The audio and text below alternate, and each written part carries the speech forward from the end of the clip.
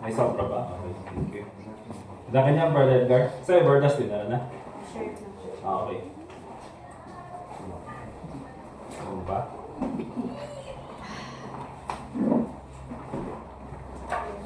Ayun, Sister Johnny.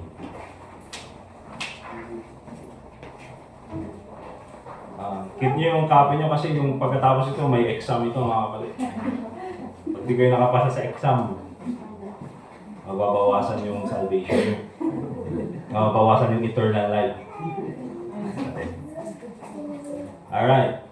Okay, so meron tayong isang extra. Okay, so dun tayo sa ating lesson 1 about cults. So tapos na tayo dun sa ating discipleship.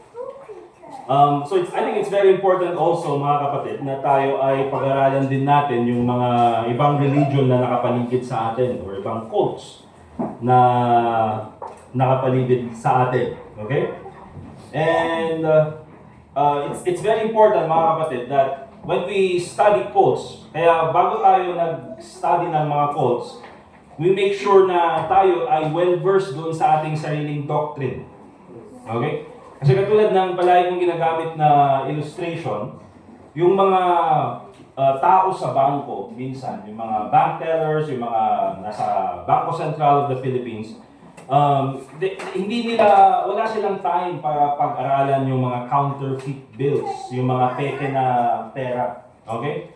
Ang talagang pinagtutuunan nila ng pansin is yung mga tunay na bills, yung mga tunay na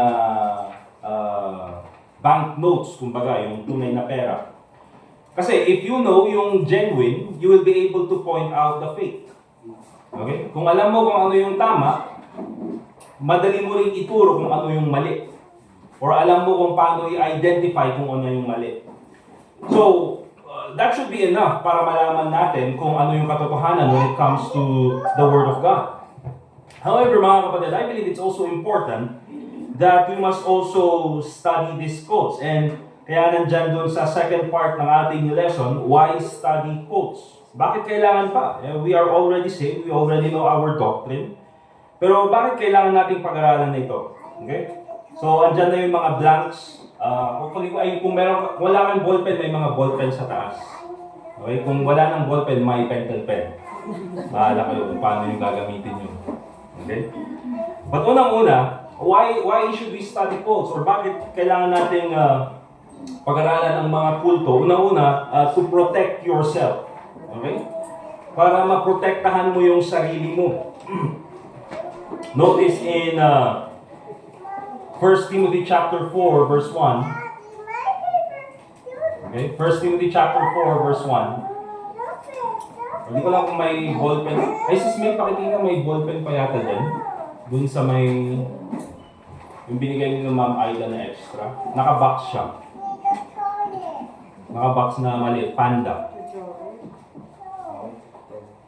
But anyway, in 1 Timothy chapter 4 verse 1, ang sabi ng Bible, now the Spirit speaketh expressly that in the latter times some shall depart from the faith, giving heed to seducing spirits and doctrines of devils. Kailangan natin maintindihan mga kapatid na when it comes to false doctrine, hindi yan basta-basta nag-spread sa isang family or nag-spread sa isang church. It always starts with an individual. It always starts with a single person. Okay? And yung single person na yan, oftentimes yan yung gagamitin ni Satan to subvert, yun yung sabi ng Bible, to subvert the whole house. Or hindi man yung whole house, probably yung buong church. Okay? And makikita natin that there are so many churches nowadays na they started with the right doctrine, they started with the right teaching, pero later on, after a few years, bigla silang nagbago ng kanilang teaching. And oftentimes mga kapatid, hindi yan basta-basta nangyayari na nag-subvert sila or nagbago sila ng turo as a church. No, it started with one person. Okay? So it's very important mga kapatid to protect yourself. Secondly, to protect your church. Okay? Acts chapter 20 verse 39.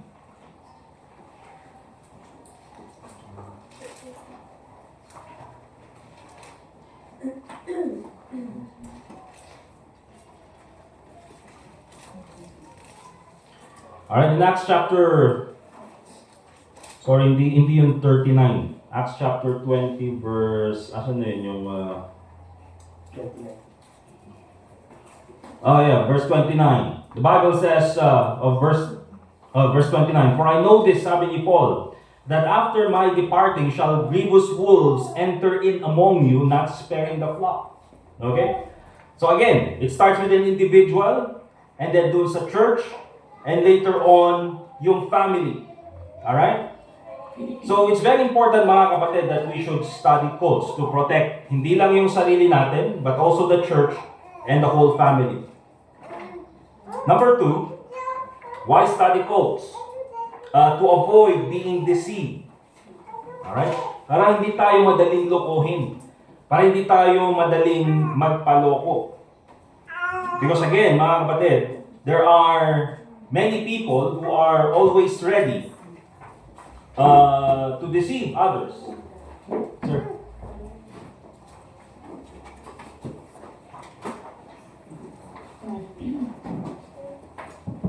To avoid being deceived. Dyan tayo sa pinakamalapit. Doon lang tayo sa 1 Timothy chapter 2 verse 14.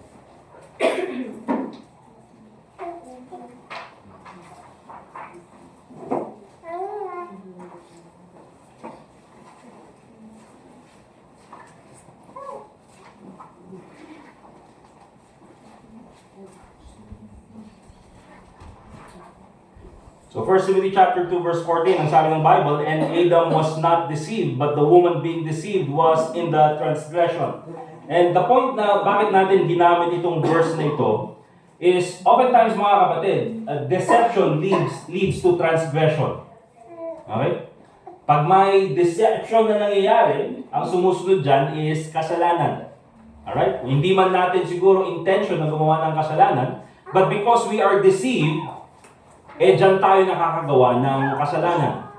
Many churches nowadays, let's say for example, sa mga Baptist churches, many churches no longer practice soul winning. Bakit? Because they were deceived into thinking na hindi na kailangan mag-soul winning. Bakit? Because alam naman na ng Panginoon kung sino yung maliligtas. And because of that, why should we go out and do soul winning? And kapag yan yung pinaniwalaan mo, that is in direct opposition to the Word of God. Bakit? Ang sabi ng Bible, "Go ye into all the world and preach the gospel to every creature." Okay? So, deception will always lead to transgression. So, very important na maging alert din tayo about sa mga teaching ng cults na ito. Number 3, another reason why we need to study cults. Ito, to know how to answer every man according or concerning your faith. Para alam natin kung paano sagutin. To know how to answer every man concerning your faith. 1 Peter chapter 3 verse 15.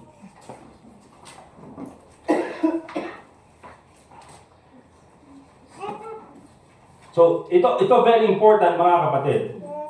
Because sa lahat po ng ating sa lahat ng aspeto ng ating buhay, we will encounter people of probably false religions and even cults. May mga kamag-anak tayo na member sa ibang religion, false religion. May mga ka-workmate tayo na member ng kulto. Meron tayong mga kaklase na member din ng cults. And oftentimes, hindi nyo maiiwasan na magkakaroon kayo ng discussion about your faith or about their faith. Okay? So, it's very important din na kapag tayo ay tinanong, bakit ka nag-a-attend sa Baptist Church? Alam natin kung paano sagutin. Hindi yung basta, nag-a-attend ako sa Baptist Church. Okay? Kasi pag tatanungin mo sila, bakit ka nag-a-attend dyan sa Iglesia ni Cristo? Kasi sasabihin nilang ganyan, kasi according dun sa turo namin, ito daw yung tamang iglesia. Ito daw yung tunay na iglesia. Kasi yung pangalan namin nasa Bible. So, meron silang mga supporting verses to defend even yung kanilang maling pananampalataya. Okay? So, tayo mga kapatid, dahil alam natin yung katotohanan, dapat alam din natin kung paano i-defend yung ating pananampalataya. Hindi lang yung basta kasi ito yung tinuro sa amin. Well, it's very important na alam din natin kung paano buksan from the scriptures. Bakit ito yung ating, let's say, our belief. In 1 Peter chapter 3 verse 15, ang sabi ng Bible, "But sanctify the Lord God in your hearts, and be ready always to give an answer to every man that asketh you a reason of the hope that is in you with meekness and fear." Okay? Ano yung hope na nasa atin? Our hope of eternal life. Okay? Through the Lord Jesus Christ. Kaya pag tinanong kayo, bakit kayo mga Baptist naniniwala kayo na once na naligtas ang tao, hindi na mawawala yung kaligtasan? Well, of course, alam natin kung paano ipakita sa Bible. Kasi nga, ang sabi ng Bible, everlasting life. Kasi nga, ang sabi sa Bible sa Titus chapter 1 na ang Panginoon hindi sinungaling. Na kapag siya nag-promise ng eternal life, hindi niya ito babawiin sa lahat ng mga nagtiwala sa Kanya bilang tagapagligtas. Okay? So we have to know how to answer every man concerning your faith. You see, isa ito sa mga reasons why yung mga Kristiyano minsan minamaliit ng mga atheists. Or yung mga Christians sometimes minamaliit ng mga, let's say, mga taong hindi naniniwala sa religion. You know why? Because maraming Kristiyano, they don't know how to defend their faith. Okay? Kaya minsan, ang tingin nila sa Kristiyano, wala mga sunod lang yan ng sunod, pero hindi nila alam yung kanilang pinapaniwalaan. Alright? Pero kung tunay na i-defend natin yung ating paniniwala with the use of the scriptures, mga kapatid, many will be convinced. Okay? So it's very important that we also know how to answer every man concerning our faith. And of course, number 4, to finish our course. Okay? And when we say our course, our Christian life. And hindi lang to finish well. Okay? We'll go to Hebrews chapter 13, verse 9.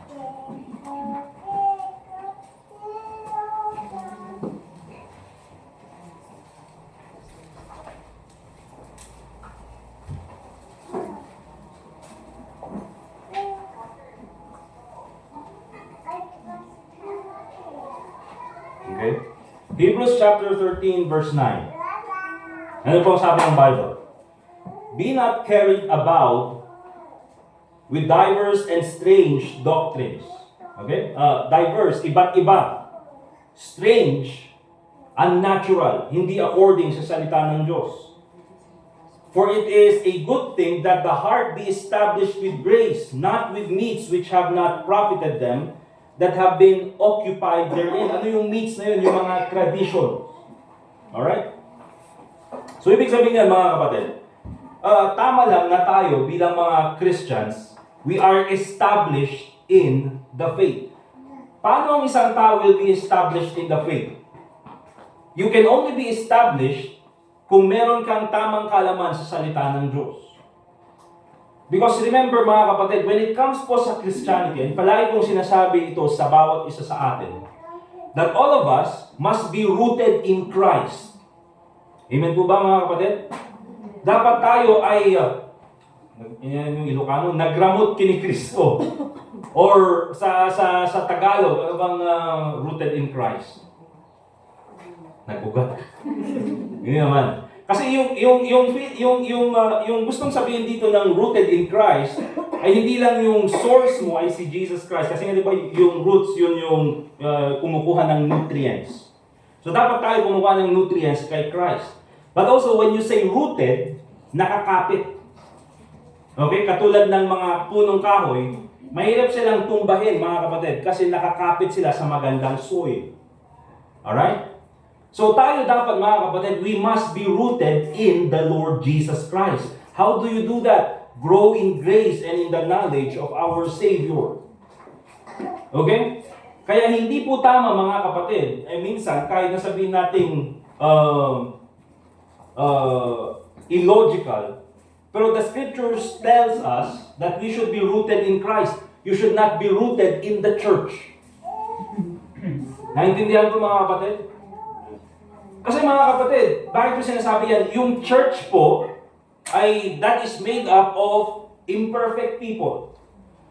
That is made up of mga Kristiyano na may mga struggles din sa buhay, may mga pagkakamali. And oftentimes sa church, there will be times na ma-offend ka sa kapwa mo Kristiyano. Okay? May mga members ng church na pwedeng makasakit sa'yo, pwedeng probably yung church, masaktan ka dahil sa church. Okay? And if you are rooted in the church, there will be a reason to be offended. Bakit? Sasabihin mo, ang pambira, binigay ko yung buhay ko para sa church, binigay ko lahat ng resources ko para sa church na ito, tapos ganito lang yung gagawin sa akin. So later on, you will be offended in the faith. Hindi ka rin pwedeng you should be rooted in a Christian. You see, maraming mga Kristiyano, mga kapatid, nakadepende yung pananampalataya nila doon sa pastor. Di ba? As long as si pastor, susunod ako. As long as si pastor, makikinig ako. Pero again, later on, mga kapatid, yung pastor, imperfect din. Yung pastor, meron ding mga pagkakamali. Yung pastor, meron ding mga hindi magandang attitude na hindi dapat sundin. Okay? May mga personality traits na hindi akma doon sa personality ng ibang Kristiyano. And because of that, pwedeng maka-offend. Okay? So, hindi dapat yung ating pananampalataya is rooted in the church, not even in a Christian, not even to the preacher. Kaya sabi ng Bible, our faith should be rooted in the Lord Jesus Christ. Right. You know why, mga kapatid? Kasi kahit na anong mangyari sa loob ng church, if you are rooted in Christ, you will not be offended. Bakit? Ikaw nakakapit ka kay Kristo eh. O kahit na sinong preacher ang dumating, kahit na sinong preacher o ang susunod na pastor, or kahit na sinong magiging pastor mo, you will still be faithful. Bakit? Because you are rooted in the Lord Jesus Christ. Okay? So that's the reason why, mga kapatid, we study cults. Tingnan naman po natin, mga kapatid, yung the characteristics of a cult. So, ito ay 11 po ito. Of course, hindi natin matatapos ngayon. Kaya yung mga lessons nyo, mga kapatid, itago nyo lang mabuti. Para meron kayong handouts. Okay? Para pag nag-exam tayo. Di ba? Pwede kayong mag-uy. Alright? So, ganyan na lang. Sunday school nga eh. Kasi yun Sunday school. School. Okay, dapat parang school. Kung meron din tayo yung mga magre-recite. Hindi kayo magre-recite, tayo kayo sa Sunday. Okay? Alright, the characteristics of a cult. Now, yung salitang kulto ay wala po yan sa Bible. Okay? Hindi natin yan makikita sa salita ng Diyos. However, dito po sa Bible, makikita natin yung mga characteristics or even yung mga katangian ng isang kulto. Doon sa dictionary, ang definition po ng salitang cult is, yan, worship or religious devotion. Okay? Or sabi naman, a system of religious observances. Pero ito yung titignan natin na definition doon sa letter C. Na ang sabi ng dictionary, pag sinabi daw natin cult, ito yung extravagant devotion to a person, cause, or thing. Also the object of such devotion. Kaya kung titingnan natin, mga kapatid, yung definition doon sa letter C, extravagant devotion to a person, cause, or thing. It does not mention God. It does not mention the Lord Jesus Christ. Kasi even doon po sa dictionary, pag sinabi natin cult, ito ay yung pagiging sobrang panatiko sa isang tao, or sa isang paniniwala, or even sa isang cause, Okay? Sa isang, let's say, system of belief. Or even to an object. Okay? Bibigyan natin ng example bawat isa. Extravagant devotion to a person. Si Apollos Kibuloy. Di ba? Extravagant devotion to a person. So, yung mga tao, yung mga tagasunod niya, they are no longer worshiping God. They are worshiping si Apollos Kibuloy. Nag-gets niyo? Okay? Bakit? Kasi sinabi na nga na daw na siya na daw yung Diyos Ama. So now, yung worship, hindi na sa Panginoon. Yung worship, nandun na kay Kibuloy. Kaya nga daw siya pino-persecute dahil katulad siya ni Jesus Christ. Okay? And of course, alam natin mga kapatid, the Lord Jesus Christ, He was persecuted for preaching the truth. Hindi po katulad ni Kibuloy. Okay? Now, in many instances mga kapatid, even sa mga Baptist churches sometimes, meron din yung mga ganyan na probably we will say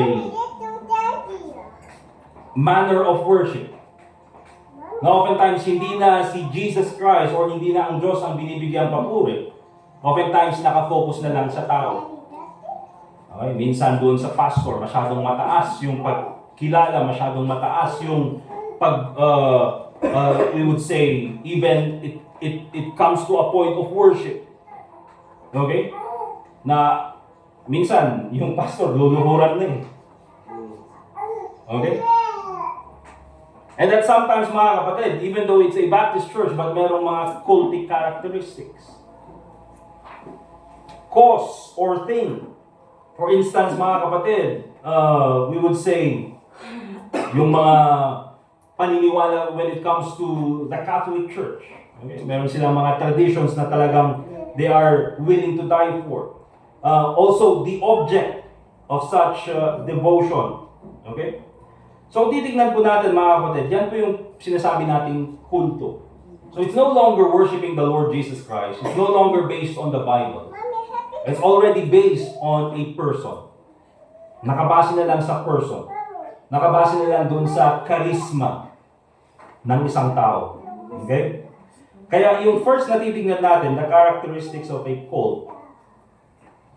Number one, makikita natin that in a cult, there is always some type of deception on behalf of the leadership.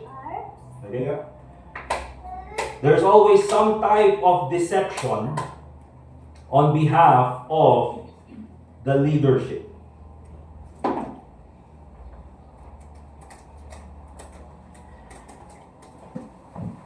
Okay? Now, doon sa first sentence na nilagay ko dyan, bibigyan ko ng, although we could consider siguro lahat ng mga religions that is not biblical, a cult. Okay? But I would like to give probably a separation between false religion and a cult. Okay? False religions often do not deceive intentionally. What do I mean by that? Although, may kita natin later on, yung ibig sabihin ko dito. But there are members of false religions. For example, pag sinabi natin false religions, ito yung mga Islam, ito yung Buddhism, Hinduism, that they do not deceive intentionally. Bakit? Because they truly believe that what they believe is true. Okay? And oftentimes, the reason why ganun yung kanilang attitude is because they have never heard about the Lord Jesus Christ. Okay? Kaya kung pupunta ka sa mga Buddhist countries, may mga Buddhist countries that yung mga Buddhist monks nila, they are willing to burn themselves for their religion. Okay? Handa silang sunugin yung kanilang sarili dahil sa kanilang paniniwala. And hindi mo dyan pwedeng ibase yung kanilang faith. Hindi mo pwedeng sabihin na, totoo yung kanilang faith because they are willing to die for their faith. I mean, pwede bang ganun yung logic natin when it comes sa mga suicide bombers? Hindi naman pwedeng gamitin yung logic na yun para sa mga taong handang gumawa ng kasamaan because itong mga tao na ito, they're willing to die for what they believe. But it's wrong. Okay? So, yan yung probably sasabihin natin na false religion. That they do not mean to deceive intentionally. Kasi yung kanilang paniniwala is, that's the only belief that they have. That's the only belief that they know. Okay? However, pag sinabi natin cults, kaya sabi ko dyan, instead they are blind to the truth and sincerely believe that their religious system is based on scriptural truth or valid traditions. But cults, on the other hand, almost always use some type of deception to cover up the truth, capital T, the Bible, capital the scriptures that they have rejected. Alright? Kaya oftentimes mga kapatid, yung mga cults na pag-aaralan natin dito sa ating lesson are, they always connect themselves with Christianity. Okay? Ibig sabihin, they have read the Bible, nakita nila yung sinasabi ng salita ng Diyos, but they do not agree with the Bible, so they made up their own Bible. Right. Or they made up their own writings. Okay? And what's the reason for that? To deceive people, to intentionally deceive people. Alright? So there's always some type of deception on behalf of their leadership. A good example is how the Mormon missionaries will ask you to read their Book of Mormon. Sa totoo niyan, mga kapatid, many Mormon members or Church of the Latter-day Saints, yung nakikita natin dito, di ba? Kasi nga, bakit hindi nila ginagamit yung Mormon? Because you don't see the word Mormon sa Bible. Pero at least, yung mga saints, nakikita mo sa Bible. So, they would use yung mas mahabang pangalan na, oh, we are members of the Church of the Latter-day Saints. Saints? Oh, Christian. Okay? But actually, they are Mormons. So, itong mga members ng Mormon Church or mga Mormon missionaries, yung mga nakita mo naglalakad dyan, mga kapatid, na naka-white, and ang tawag doon, mga ahente ng St. Peter. May black kasi sila dito. Right? Oftentimes, they will tell you to read the Book of Mormon. But you know what, mga kapatid? They don't even believe yung Book of Mormon. Okay? Kasi nga yung mga Mormons na yan, they have many books. They have the Bible, they have the Book of Mormon, Doctrines and Covenants. Ang dami, mga kapatid. Okay? And oftentimes, mga kapatid, they will start with a presentation that is, sasabihin nila, kaparehas din ng Christians. Oh, we are the same as you. We just have a few differences. We also believe in the Lord Jesus Christ. Di ba? And they do believe in the Lord Jesus Christ, mga kapatid.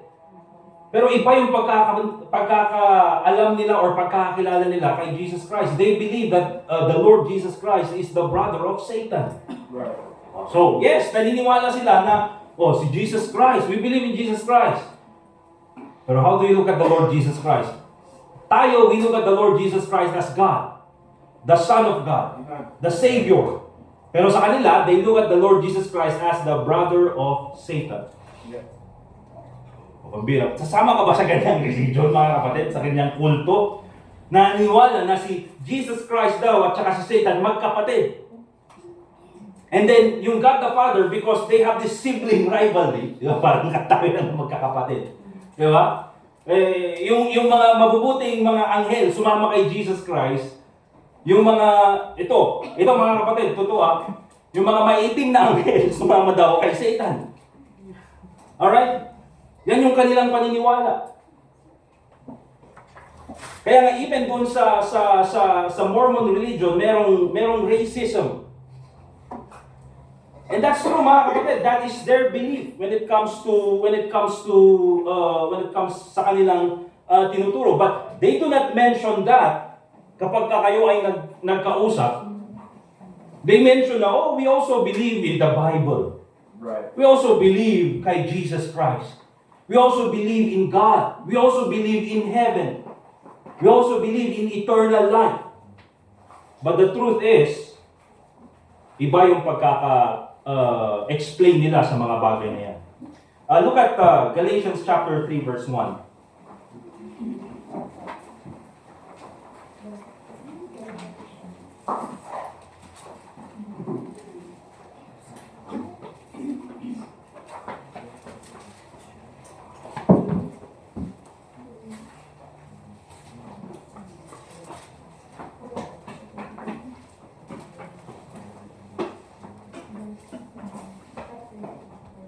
Galatians chapter 3 verse 1. Kaya sabi ni Paul, O foolish Galatians, and ito yung ginamit niya na salita, who hath bewitched you, that ye should not obey the truth. O pinag-aralan natin dati yung book of Galatians.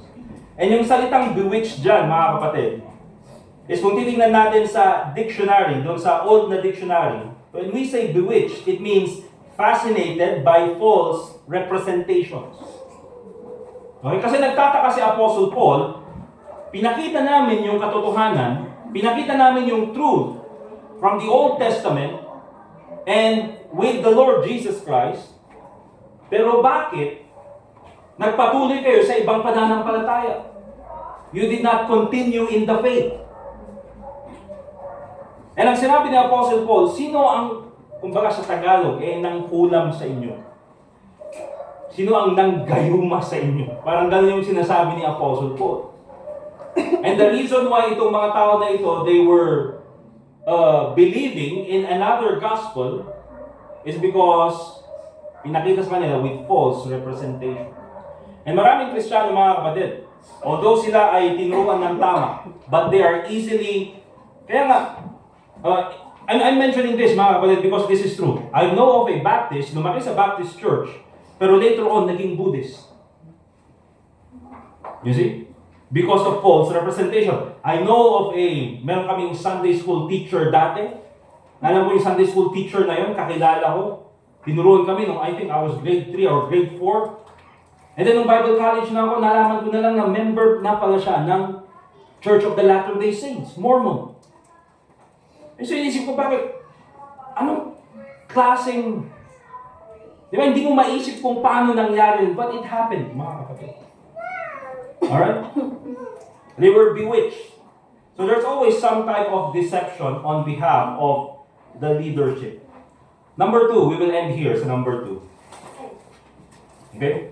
Often started by a charismatic leader and modern day prophet. Okay? Yung mga kulto, often they are started by a charismatic leader. Pag sinabi natin charisma, alam niyo yung parang malakas yung dating, kumbaga malakas, maganda daw yung appeal, yung kumbaga diba meron yung mga tao na ngayon mo lang nakilala pero parang ang gaan ng loob mo sa kanya. Okay? There's charm, merong charisma. Okay? May mga taong ganun na tinitignan mo pa lang, parang ito, parang magandang maging leader to. Okay? Hindi pa naman siya nakikilala.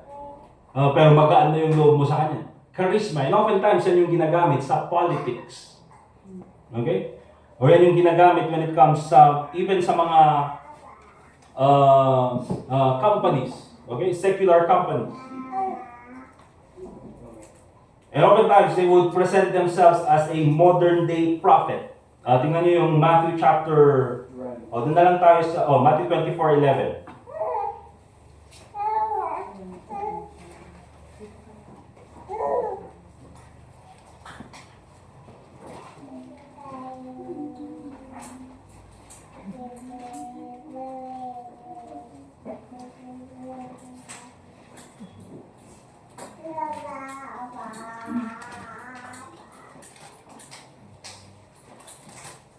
Matthew chapter 24, and then verse 11, ang sabi ng Bible, and many false prophets shall rise and shall deceive many.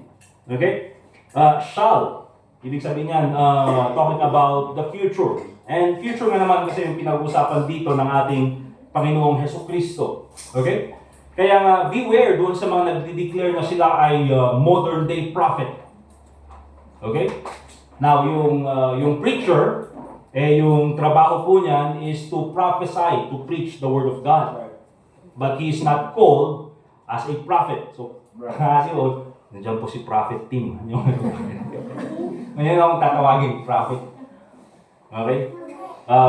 Para hindi ko rin kayo tawagin mga prophetess.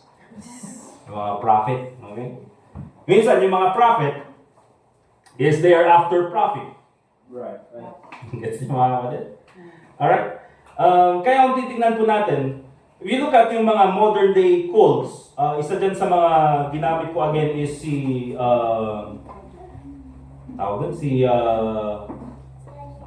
Joseph Smith, yung leader or nagtatag ng Mormon Church. And he declared himself as a modern day prophet.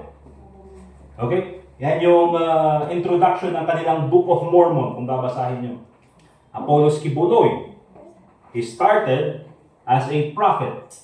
Okay? Nakita niyo naman yung job promotion ni Apollos Kibuloy.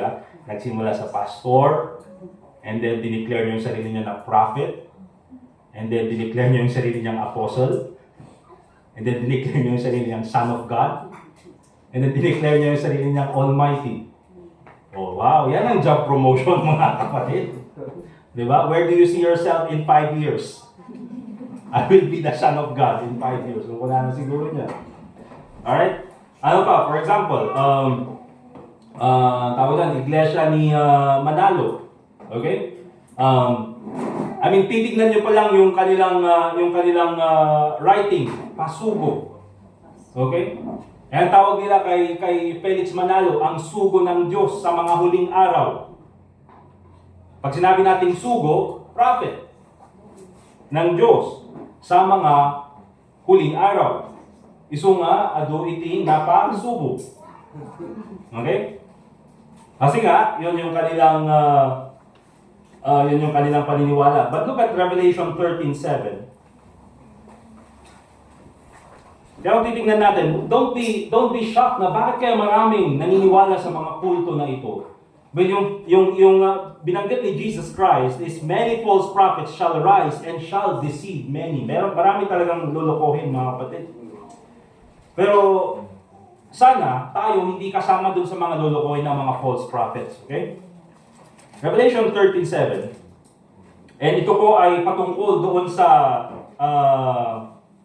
Antichrist. And sabi ng Bible sa verse 7, it was given unto him to make war with the saints and to overcome them, and powers given unto him over all kindreds and tongues and nation. Verse 6, and he opened his mouth in blasphemy against God to blaspheme his name and his tabernacle and them that dwell in heaven. So even itong yung Antichrist, mga kapatid, isa sa kanyang magaling na or yung kanyang probably description is a very charismatic leader. Okay? Natitignan siya at maraming maniniwala sa kanya. Okay, na even he will blaspheme the Lord Jesus Christ, he will blaspheme God, but still many will worship him. Okay? So, number 2, often started by a charismatic leader and a modern day prophet. Yan po yung mga characteristics of a cult na nakita natin ngayon. We still have 9 na titignan natin, but probably in the next Sundays ay mas mabilis na. Okay? So ito po mga kapatid, in our lesson, ito in introduction pa lang, we will focus on cults later on, Jehovah's Witness, Iglesia ni Manalo, even yung Mormon Church, and any other cults na makikita natin dito sa paligid natin, sa mga nakapaligid sa atin. Okay? That will be the end of our lesson this morning. Let us go ahead and pray.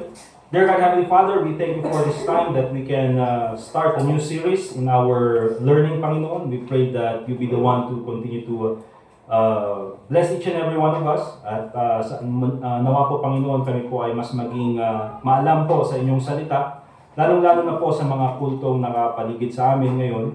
Nang sa ganun po ay malaman po namin ang kanilang mga maling turo at alam namin kung paano sagutin ang kanilang mga katanungan patungkol po sa aming pananampalataya. Salamat po, Panginoon, sa oras na ito. Your name be glorified as we continue in our service this morning, and also pray in the name of the Lord Jesus Christ. Amen. Okay, so meron tayong 10 minutes na break.